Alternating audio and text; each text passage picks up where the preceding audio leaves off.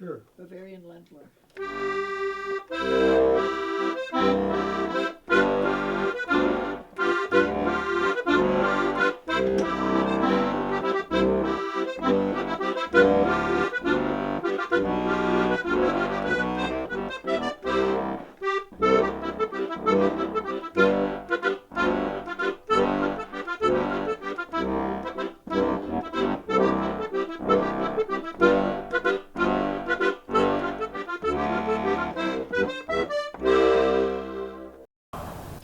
Good evening, ladies and gentlemen. My name's Paul Metsa. You're watching the maiden voyage of Metsamerica.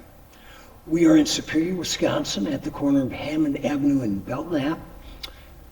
Superior, Wisconsin is right across the harbor from Duluth, Minnesota. We're in a beautiful old church at a place called A World of Accordions. We just walked in about a half hour ago. We're getting to know a little bit about it, but there's much more to know, and we're going to get the backstory from the lady whose concept it was to put this all together, the prime mover. Her name is Helmi Harrington, and she's with her friend Tracey Gibbons. Helmi, when we were chatting on the phone, setting up this interview, you said something that really struck me. You said, the accordion saved my life. Yes, and that of my family. But first, let me say thank you to you for being here and for honoring us in this particularly recognizable way. Your first program, and such a noteworthy individual as you are. Thank you. Thank you. Kitos. My mother had studied accordion at the then most prestigious school in Germany, in Trossingen, the Horner factory, and it is how she survived the war. When other people starved, she was able to clean out cans at the mess in Bad Roershofen, which had a Red Cross station, and she was able to teach lessons and repair accordions and get paid with cigarettes or some other way that allowed her to eat and, of course, to feed me. And when we came to the United States, it is exactly how she supported me and my grandmother and established her business in Corpus Christi, Texas. So you were an only child. I am the it. This was Nazi Germany. You bet it was. So how did you get out? Was it after the war? It was after the war. What was that like? Could you tell, even as a young child, the terror and horror that you were? Well, I think so in many ways. I have terrible startle reflexes, which I believe are part of in utero reactions my mother had to bombs and to shocks. And so I have them as all my life reminders. But on the other hand, I was too young to know hunger. I was too young to know deprivation. And all I know is that we have a good life here in the United States. And you ended up in Corpus Christi. Yeah. Tell us about that, because as we were chatting briefly this morning, one of my favorite accordion players, of course, is Flaco Jimenez, who I got introduced to through Ry Cooder's records. I had the honor of playing with both Ry Cooder at the Guthrie Theater and with Flaco when he was playing with the Texas Tornadoes. But tell us the connection between your mother and the great Tex-Mex accordionist, Flaco Jimenez. Well, my mother established her studio in Corpus Christi and then again later in Austin, and had at least 100 students every week. It was amazing how much work she could manage and felt obligated to pursue, because she felt the need to support the family and pay all of the bills and had no helps with it except what she offered. And that is an enduring strength that I admire every single day. Among the many students are people who have some substantial fame in the world, and Flaco is one of them. So she had him as a student, but for a relatively short time, as well as some of his family. Now I can't remember the other names, but it was a short time because she taught not only by ear and by muscle memory button patterns, but also by reading notes. And that seemed difficult. It wasn't what he wanted to do. Was she also a pianist? She could play piano, yes. When did she introduce you to the magic of the accordion as a player? She tried when I was 3, when I was 4, 5, 6, but I wasn't ready until I was 8. Okay. And fortunately, she didn't force it. So when I was 8, I was ready, and it came easily and quickly. And by the time I was 9, I was helping her slower students. And then I had my own students by the time I was 12 and 15, and saved some money to go to college even before I finished high school. And where did you go to college? First college was Del Mar Junior College, associated with the Corpus Christi University School at the time. Later, it was affiliated with the University of Texas. Okay. Then I took a bachelor's and an associate in arts at Del Mar, a bachelor's and a performance certificate, and a master's at the University of Houston, which, by the way, held Dr. Willard Palmer's accordion department, one of the main reasons I wanted to go there. But I was working as a concert pianist in applied piano and studies at that time. And then at the university in Stuttgart, and graduated with first PhD out of University of Texas in Austin. Wow. When did you start performing as an accordionist? Oh, about when I was 5. Oh. Well, she started me when I was 8, but you know how it is.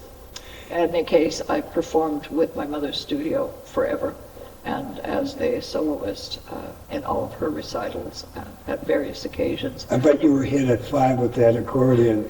Won the first $5 of my life with that. Yeah. I could sing Lily Marlene and play. Beautiful. In any case, the Accordion Teachers Guild, the American Accordionist Association, the local accordion circles in Texas and beyond always had something of interest to offer, and my mother participated, and I as well.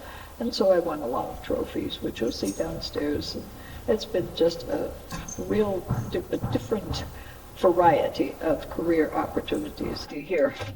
It's still paper. We have not yet converted everything to digital or other sources, but we have good relations with the school systems, and they send us their work studies students who do catalog entry.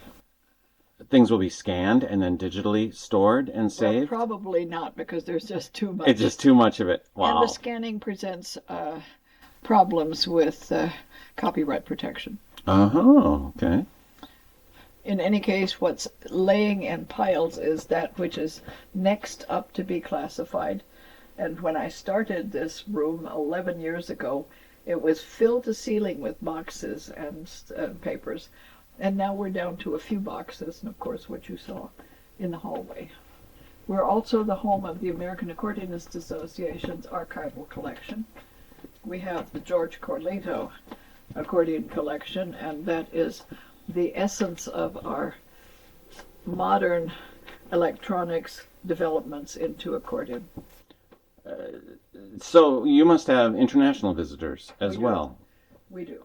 And are you associated with like international organizations and that kind of thing that will all... The American Accordionist Association is international, so is Accordion Teachers Guild, of which we are members, and I've been honored by the CIA, not the CIA, the Confederation International for the Accordion. And so you've been honored by the CIA? Yes. Okay. Which I say in exactly that way for cause. Talk about the variety of styles over the centuries that is performed on the accordion, because it's amazing. It is. It is really a world of accordions, and without accordions in the world, we can't imagine culture or society as we would know it today.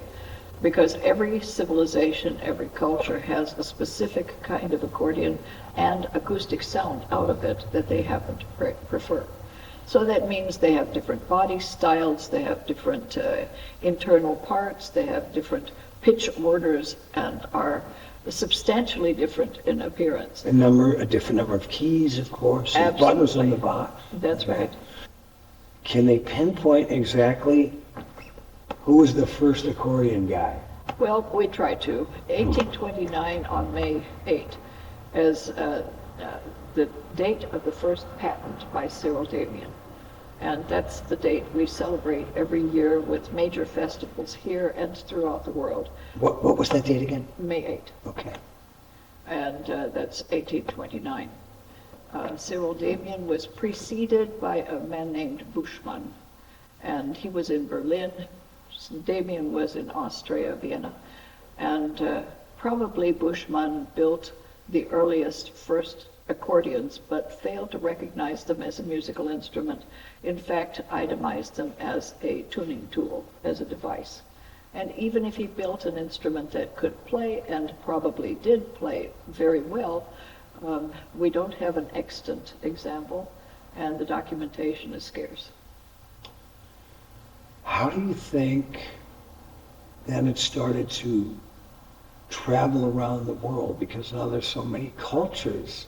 Accordions are popular, and there are lovely stories about that. I mean, the internet will tell you all about how important the Italian soprani, Paolo Soprani, was in that process. But I visited the Russian Accordion Museum.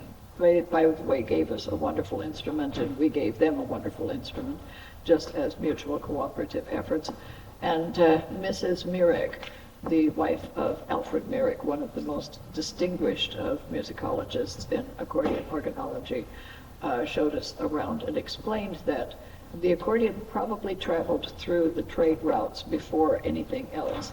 And the trade routes went south and west and east, and certainly influenced the local regions as well.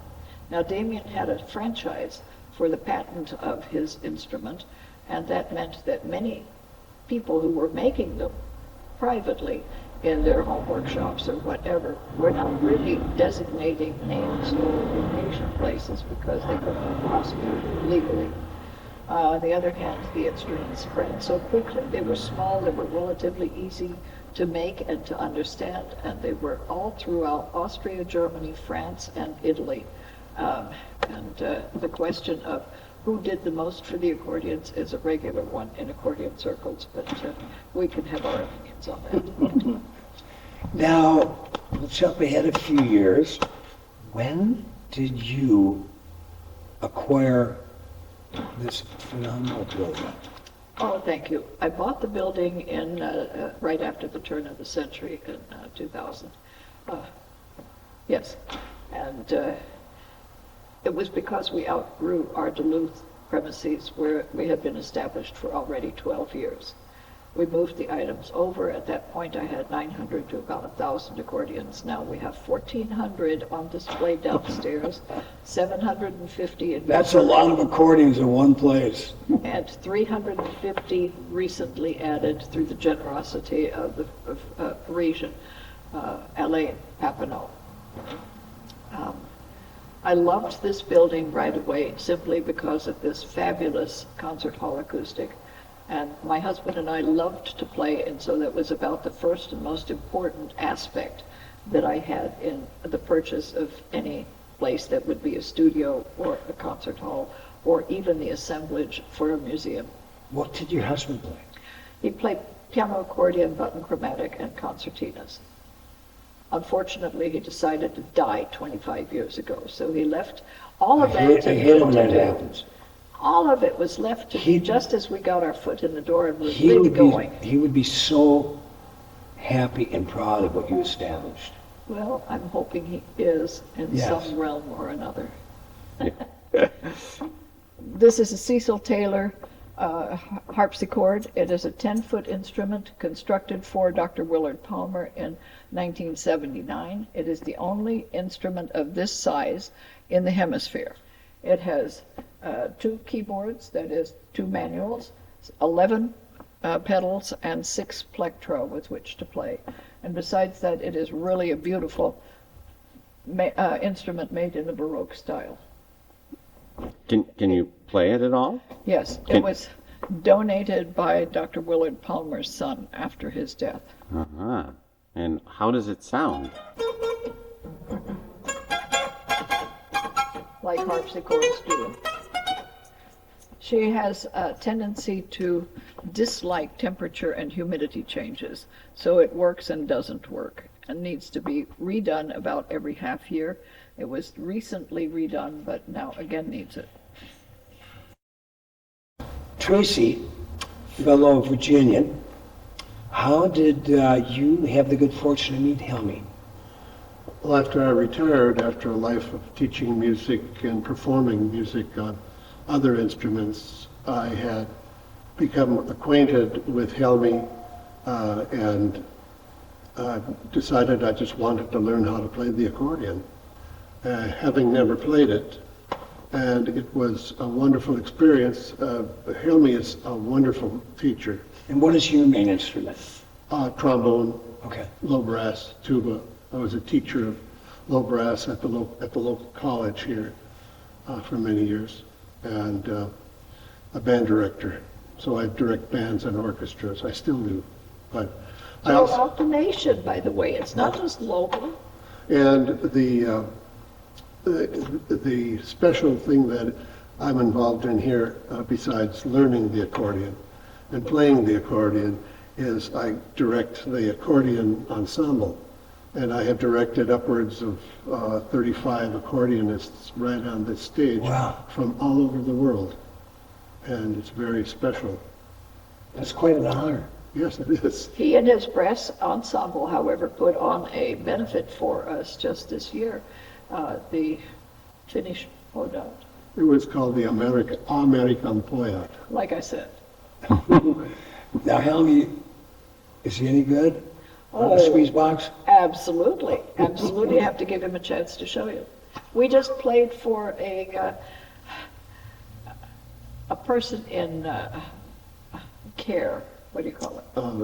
Assisted living. Assisted living care yesterday, and it was a lovely presentation. He's a generous person to do that kind of thing.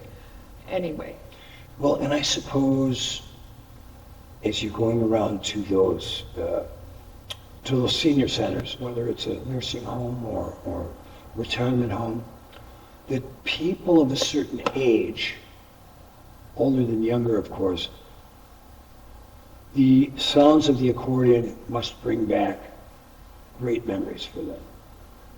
even people who have been near comatose will start tapping their fingers or wiggling their toes when something that they recognize is heard.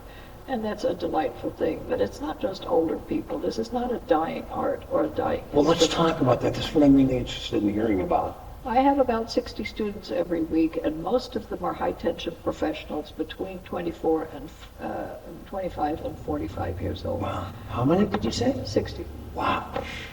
And they don't want to waste their time with trivial amusements, so they choose something like the accordion, which is a mentally stimulating and brain combining activity with skills and muscle activities that are beneficial. It's known to increase IQs by orders of points, which is pretty nice. And so that's what most of my students are. I have some children, I have some retired, some old folks, but now that I fit into that category, I change those numbers regularly. Now, Helmi, let me ask you this. How many pieces do you think you can play by ear? From Thousands. Thousands. I'm not worthy. Because I can do hundreds of guitar pieces and songs, can't do thousands. So what is your purpose and mission with this museum and mission? I'm really most interested in making sure that the history of the accordion is known and that its honor is preserved into the future. People always laugh that there are such things as accordions still around. And I usually remind them that we poke fun at and tease everything that we love. And yet accordions are loved in every family in the United States and worldwide. And so that may be an issue of music making or the handling of the instrument or some particular performer you either did or didn't like. But the history of the instrument is so noble and so profound throughout the world that's my main cause for almost everything that I do. We play music of all nations and of all types and styles on instruments of manufacture, young and old. And so tell me again, why is this one so special? Gold flecks in the celluloid is difficult to accomplish, and especially in the times in which this accordion was created, 1920s, 30s. And This is one of the earliest, first ever Chemnitzer concertinas, probably mid-1830s. this one right here, Yes. 1830s. Yep. That was where all of the Common. Newman, it was an English Oh, I see organization of what you're talking about. Piano keyboards, rarest of the rare. This is a chromatic keyboard with a piano keyboard. This is a false piano keyboard, chromatic, which pretends to be piano as well. Huh. This is a piano keyboard in buttons, and this is a bandoneon with that same arrangement in buttons. Piano keyboard and buttons.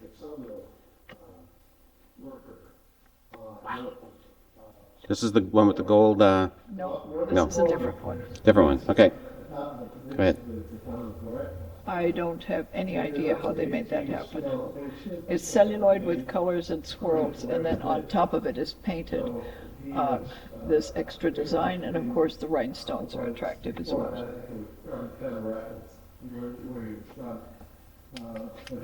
This is active abalone, so when the instrument is in motion, it looks like the skirt is dancing, whereas the solid abalone for the skin remains quiet. So what are the actual, so just looking at this one here. Yep. So the keys, those are keyboards. That's a piano keyboard, and this is a bass keyboard, Bass keyboard with the Which- buttons. which has individual pitches in various octaves and major, minor, 7 diminished chords in rows, along with, according to the harmonic chart.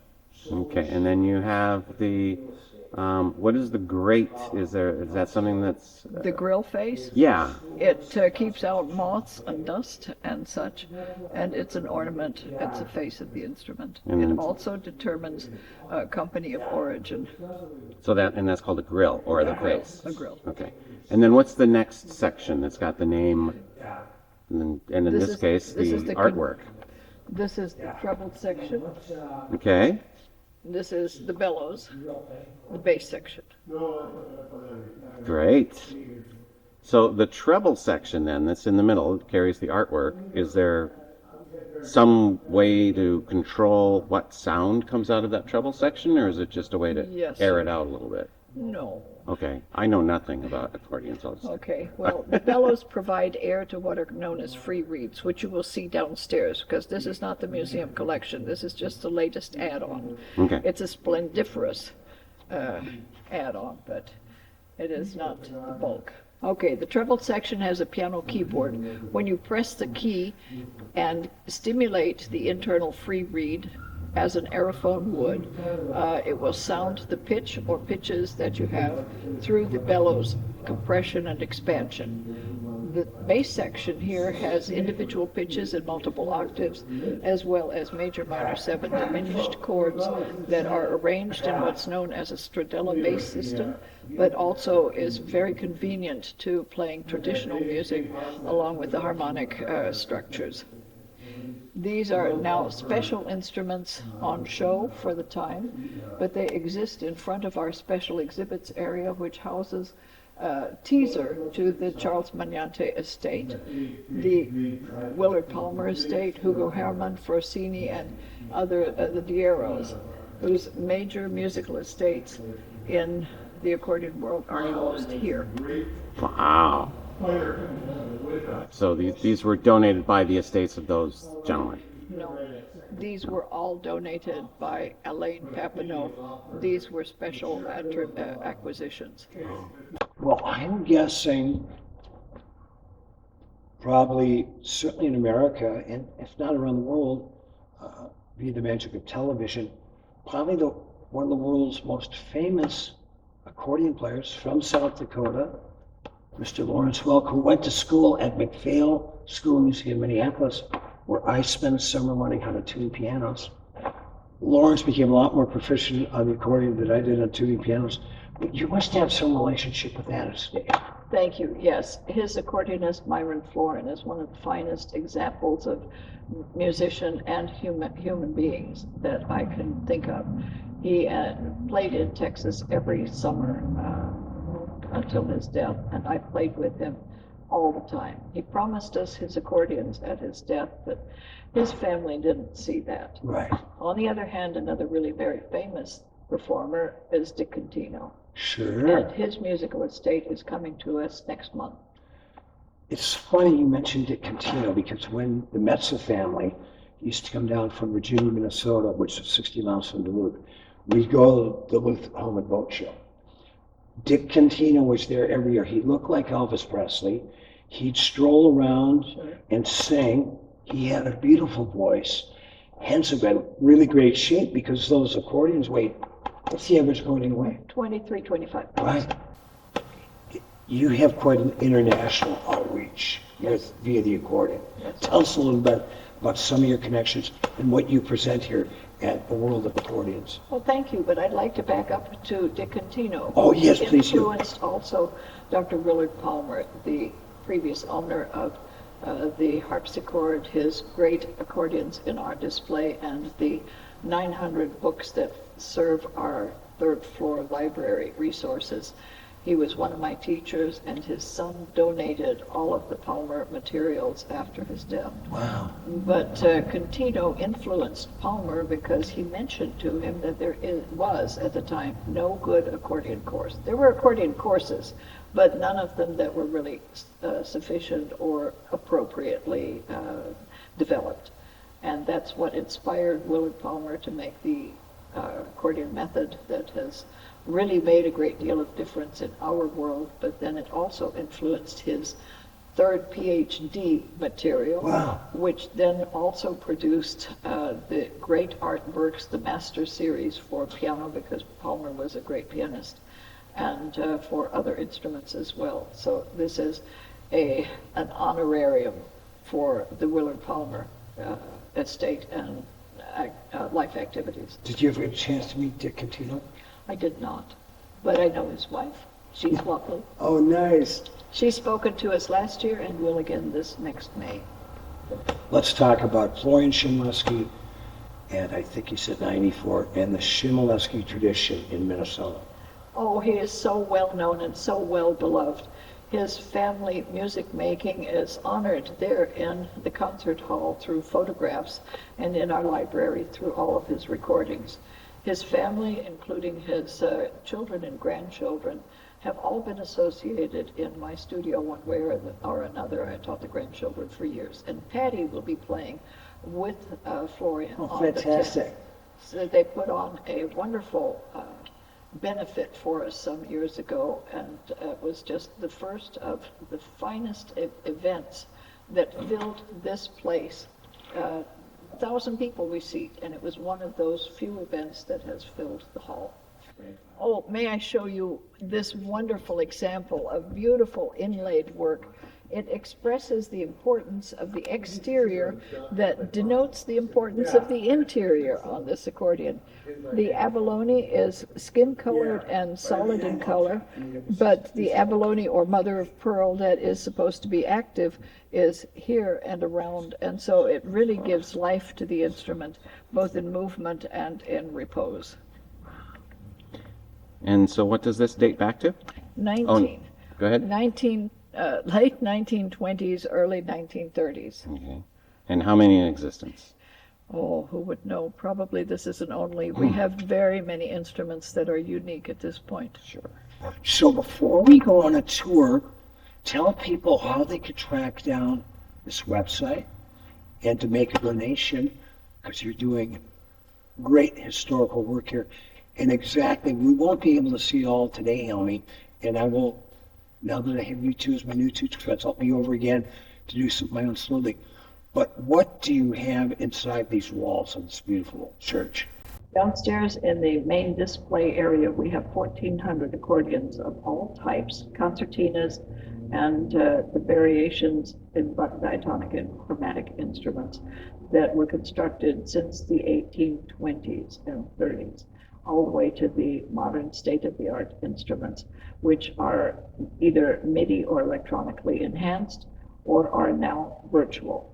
And we look forward to being able to perform and use those instruments in shows, but also to preserve them to posterity, because I teach the only accordion repair technicians college in the United States, and therefore have apprentices that come here to study as well, and that keeps all of these instruments maintained. We also have, as you see, some really unique other instruments like the harpsichord here and the reed organs in the back, which, by the way, Tracey donated. We have wonderful pianos on the other levels, and I also took piano tuning. So it's a labor of love, and I can find something interesting to do at any given moment of the day. Well, let me add that. Yes, please do. We have a very, very large sheet music library, Thank over you. 1 million pieces of Wow. sheet music here, including some of the complete runs of accordion publishers that have been sent to us, as well as. Go ahead. As well as the works, the complete works of various important composers. And the accordion without its original compositions and its arrangements would be a lot like the piano without Chopin or the orchestra without Beethoven. We have 1,000 books in our books library, and that is reference material for anyone who comes here and needs help or wants to study, and we get we get people who come here regularly to do that kind of research and study. And we have recordings library, all of which is classified, organized, alphabetized, and findable. You can always look. Our website is www.World of Accordions, and the location is 1401 Belknap Street in Superior, Wisconsin. The phone number to reach me at any time is 218-393-0245, and our email is accordion@sprynet.com. And what was the website again? www.worldofaccordions.org. We're going to go on the tour at World of Accordions, and we've got our tour guide here. His name's Saturn, and you don't want to mess with Saturn. Helmi, I've never seen this many accordions in one place at the same time. I couldn't understand that. Tell us about it. There are 1,400 accordions on this floor, concertinas and hybrids as well. This half of the room deals with how they come to be, their organological evolution. This half of the room deals with what happens to accordions when they become specialized instruments of various countries. Mhm. The end caps show you what country you're looking at, and we have a number of them this way. The traveling museum, because I play all of the accordions and often discuss their history and their acoustic effects and why they are as they are for various countries, are in the center aisles, and then these are American or American-like accordions. So how many countries are represented here? Oh, a couple dozen. Helmi, I bet when you have accordion aficionados from around the world come here, it must just blow their minds. It does. They've never seen this many or this many different types. In the turn of the century, there were hundreds of thousands of immigrants coming to the United States. And those that could make music and could do so well had a chance to take place in vaudeville shows in which they could earn as much as $600, which was a lot of money at the time. Would buy a Steinway Grand, a house with property, and a Model T Ford, if they could play well. But they had to And that be was able $600 for a year, Yeah. you said? No, per day. Per day? Per day. Wow. That's a lot of money. It's a lot. Still is a prestige. lot of money. Yeah, a lot of people don't get it. It had prestige and glamour attached to it as well. So instead of working in the mines or at menial labor, they could stand around and make beautiful music. However, the position for playing was always standing, and that meant a very strong curve at the wrist. And these are heavy instruments. Most of the people at the time were small, about my height, and that would make them easy to have discomfort at the hips, at the back, and at the wrist. But this is a time in which the accordions had to be able to perform not your own old home tunes, but all the American modern tunes, including jazz and whatever was popular at the time.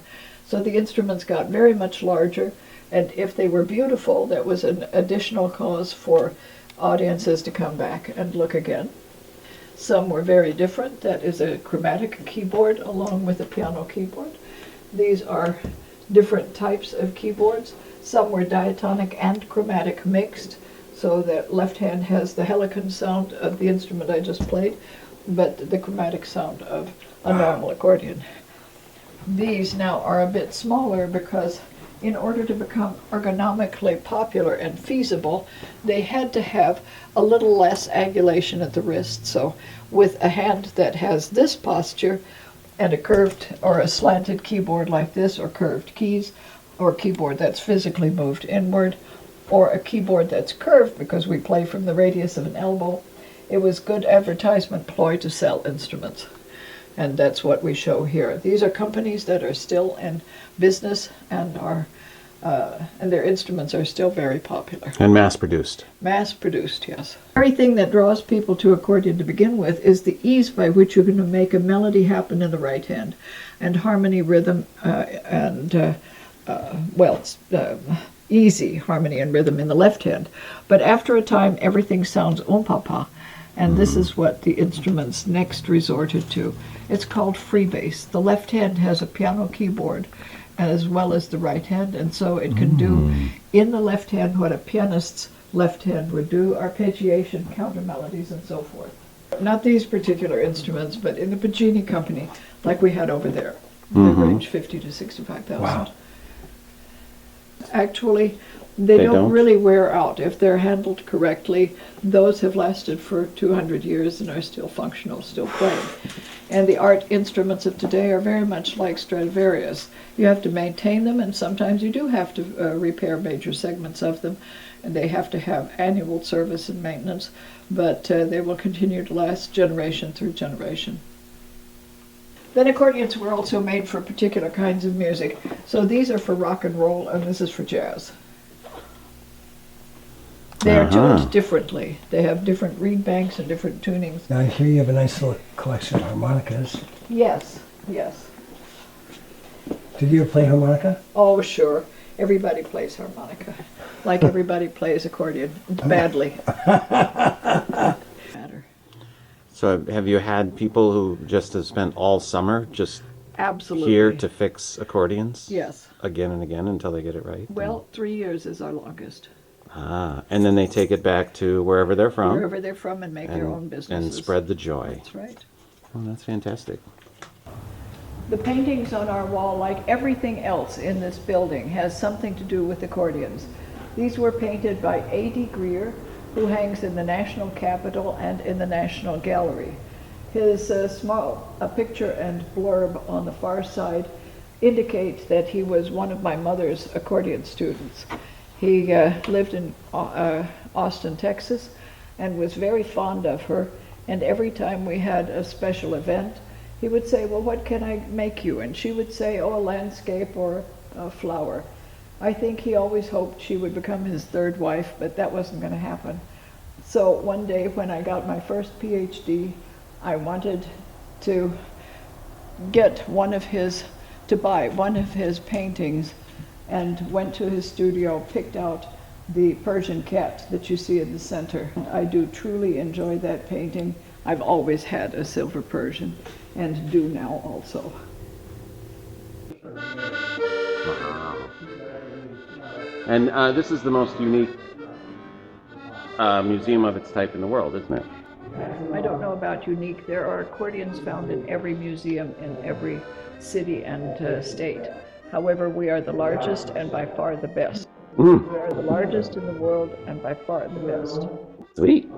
We not only have the instruments, we have their repair capacities, We have 1,000 books in reference and millions, a million pieces of music that describe what they can do and how they play.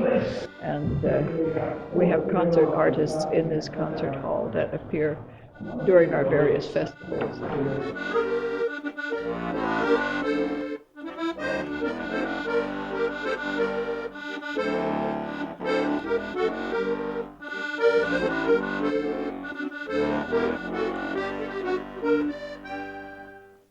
And this is a pedestal accordion. Yep, it's really not an accordion, but it's organized like an accordion. It is a keyboard, and it has the sound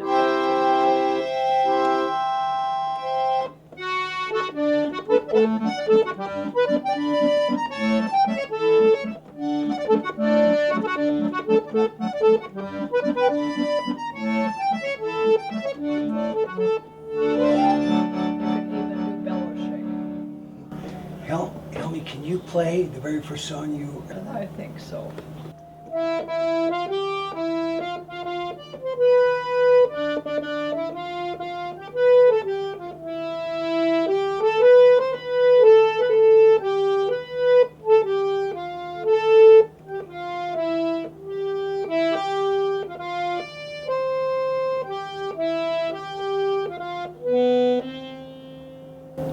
It's a World War I song. Beautiful. But it's a lovely tune, still popular, and you can tell that I can control the loudness here with the amount of air that's forced through the fan into the reeds, which are these sounding bodies. These are free reeds. Helmi, do you ever have a dream like at midnight on a Saturday when this place is dark and closed up, that all these accordions start to play and talk to one another? And I know that they do, because sometimes the next morning there are new little baby ones sitting around. The earliest of the accordions are closely related to harmonicas. This is a keyed harmonica. If you press a button, you get two notes, one on the pull and one on the push, or rather suck and draw, and that would be do, re, mi, fa, sol, la, ti, do. This is the same kind of instrument, other than the fact that lungs provide air to the free reeds here, and bellows provide it here, which makes it an accordion family instrument known as flutina. We have 5, 6, 8, 10, 12 levers, each of which produces two tones initially, and then... So what years would this have been? This is all up until about the 1900s. Wow. This is 1934. And the levers were quickly replaced by buttons. And the German concertina, the Chemnitzer, became not only in smaller version the Anglo concertina, but also the bandoneon, which has brought us the tango music of Astor Piazzolla and other great performers and composers.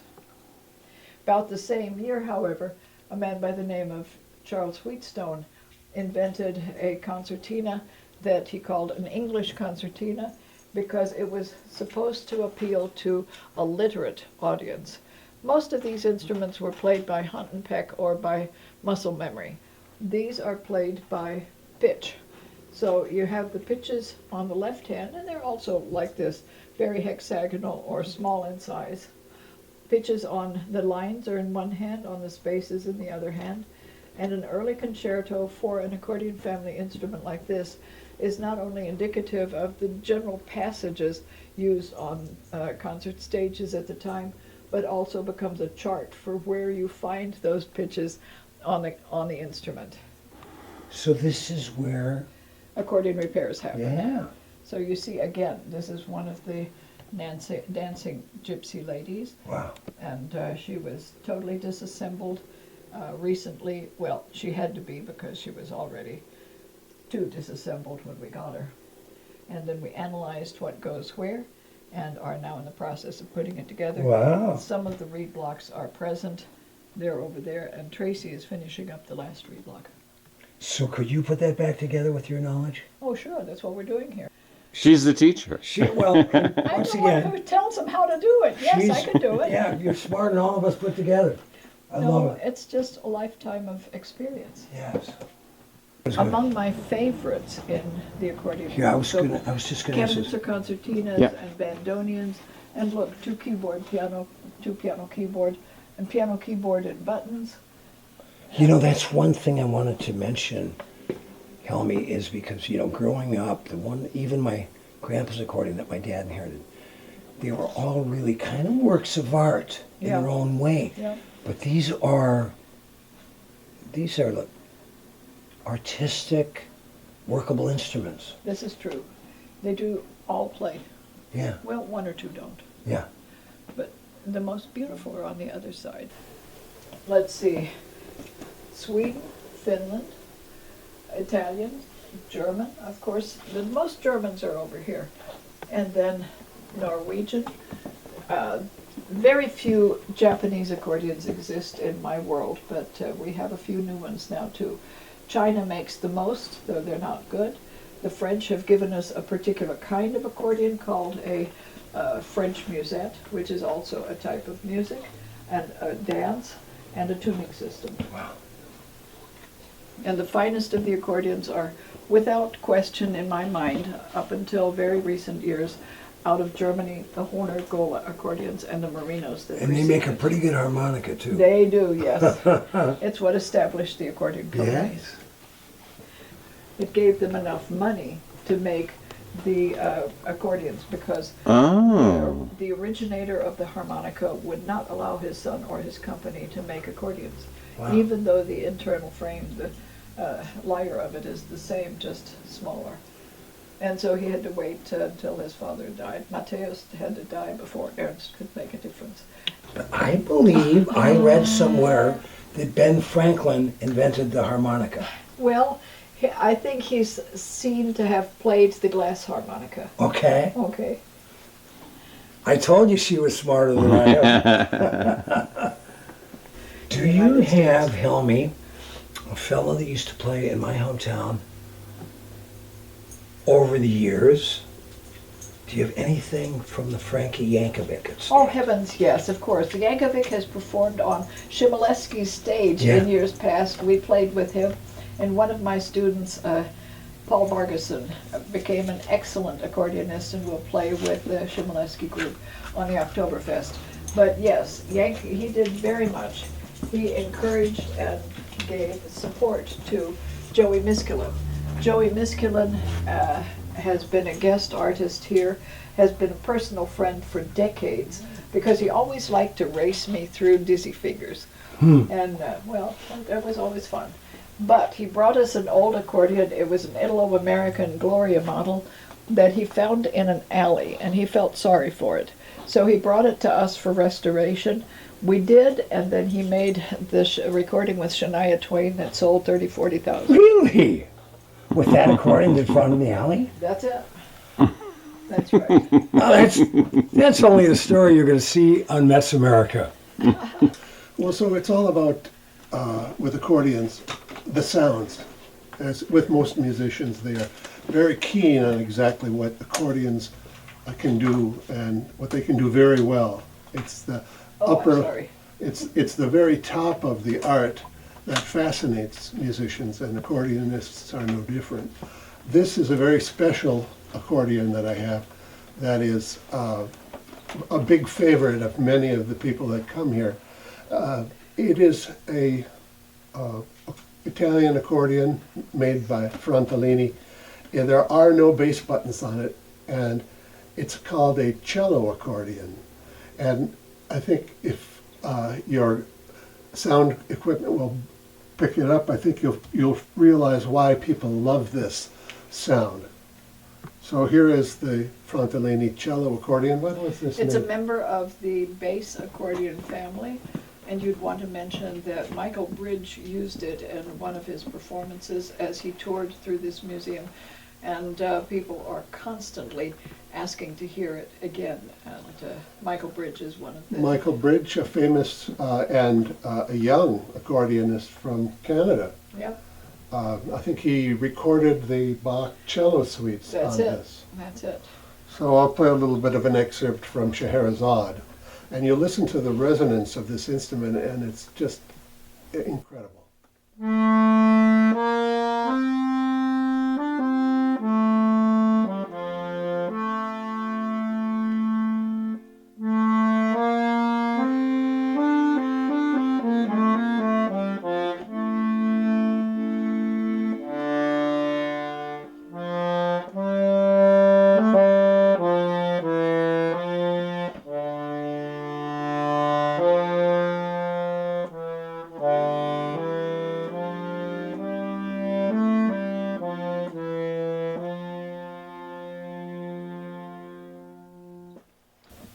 Helmi, have you composed for the accordion? Sure, I think everybody composes for the accordion. Everybody and his dog composes for the accordion. What we need is one more composer for accordion. Could you play us one of your original pieces? No, sir, I thank you not. But I'll show you what makes this particular instrument wonderful. Okay. And that is, it is a Colombo built in the 1960s. She has triple middle reeds and is considered a musette accordion. It has one reed that sounds at standard, another reed that is off by a bit, a third reed that's added, and that's called musette. And if you take the three that are the most like, but then only the two outer ones, you get this kind of sound. This tuning is actually favored by what's called the clink scale. It's an Irish and an Eastern preferred sound. Would you do that introduction again as to what you're going to do? And the piece that you, and the instrument that you've now picked up, which is the Honer. Bass accordion. A basso, it's called. That's its model. And I really love this basso. And give me a title of a French song. Title of the song? Just go ahead. Okay, let's go forward. It's in G.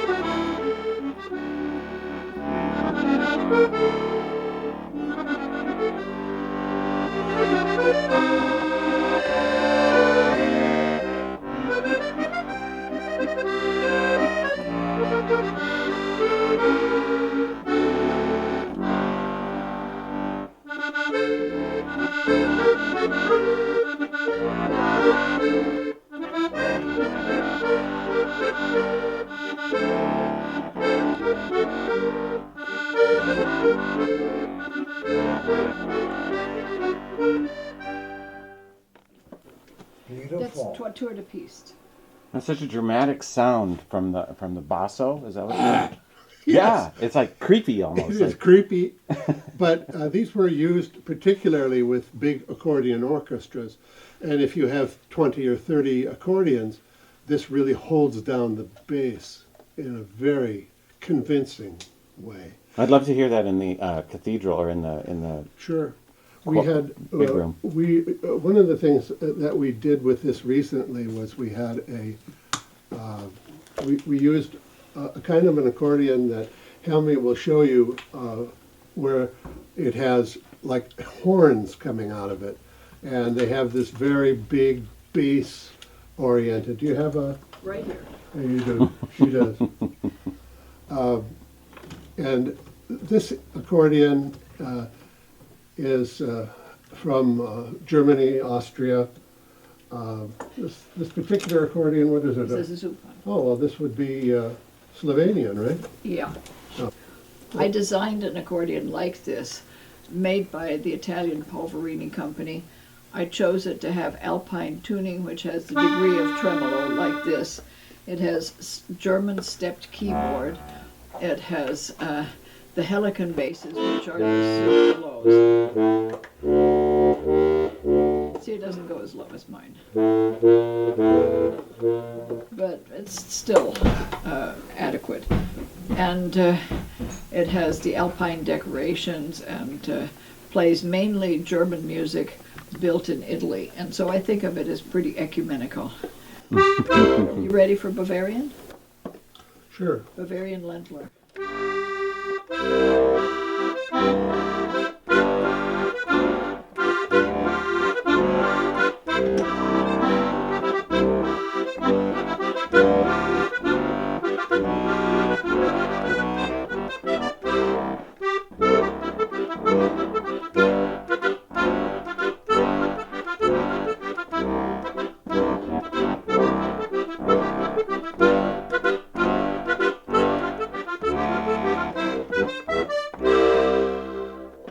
These are called Helican basses. They are either Slovenian or Steirische by nature of pitch order, and are wonderful instruments favored in our part of the country. Excellent. We're also looking at sharing our stage with some of our local talents, such as the great Paul Metsa. This is something that we look to expand. Oh, yes. And one of the dreams that Helmi has is that we would become an affiliate of the Smithsonian Institute of Washington, D.C., an affiliated museum. And so we are eyeing the possibility of becoming an affiliate in 2 more years or 3 years or 4 years. It's a long process, so we'll see how that goes. Well, you've got an incredible momentum built up behind you, thanks to this wizard. Yes. Totally. Helmi, I want to ask you one more thing. Number one, thanks for your time and generosity today. Thank you. Thank you. And the stories and the history. I love it.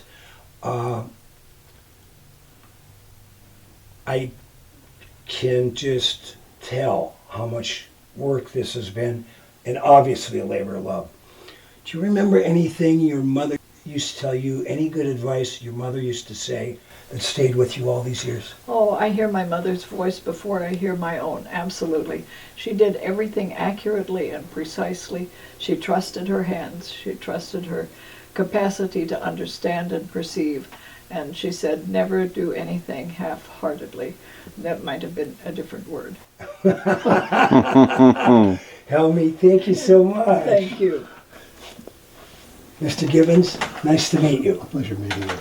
So, this ends just a wonderful afternoon that I shared with my producer, Andy Watson, his lovely wife, Priscilla. And this is Paul Metsa. Stay in tune to Metsamerica. Cool people from all walks of life. And if they don't come to us, we're going to go to them.